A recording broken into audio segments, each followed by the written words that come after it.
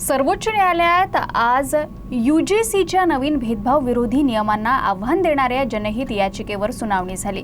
याचिकाकर्त्यांचं प्रतिनिधित्व करणारे वकील विष्णू शंकर जैन यांनी मुख्य न्यायाधीश सूर्यकांत आणि न्यायमूर्ती ज्योतिष बागची यांच्या खंडपीठासमोर युक्तिवाद केला। नियमांचे कलम 3 क सामान्य श्रेणी वगळता केवळ अनुसूचित जाती, जमाती आणि इतर मागासवर्गीयांनाच जाती आधारित भेदभाव मर्यादित करते। हे कलम 14 अंतर्गत हमी दिलेल्या समानतेच्या अधिकारांचं उल्लंघन करते। त्यांनी असा युक्तिवाद केला की ही व्याख्या संविधानाच्या भावनेच्या आणि सर्वोच्च न्यायालयाच्या मागील आदेशांच्या विरुद्ध आहे आणि त्यामुळे समाजात वैर वाढेल। सुनावणी दरम्यान विष्णू शंकर जैन यांनी सांगितलं की ते यूजीसी नियमावलीच्या कलम 3 क ला आव्हान देत आहे, कारण त्यात जाती आधारित भेदभावाला संबोधित केलं आहे। नियमावलीतील भेदभावाची व्याख्या पूर्णपणे चुकीची आहे, जी संविधानाच्या समानतेच्या भावनेच्या विरुद्ध आहे।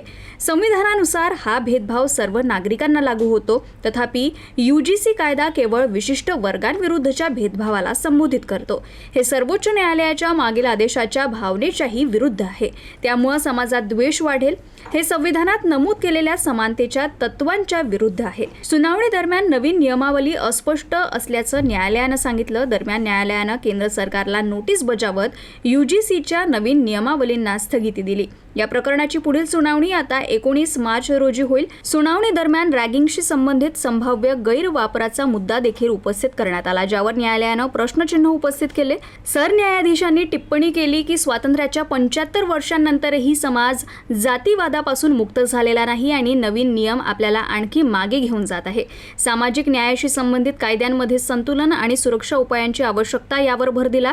याचिकाकर्त्यांनी यूजीसी नियमांना स्थगिती देण्याची आणि रद्द करण्याची मागणी केली, तर कायदेशीर तज्ज्ञांच्या समितीनं या मुद्द्यांवर विचार करावा असं न्यायालयानं सूचित केलं।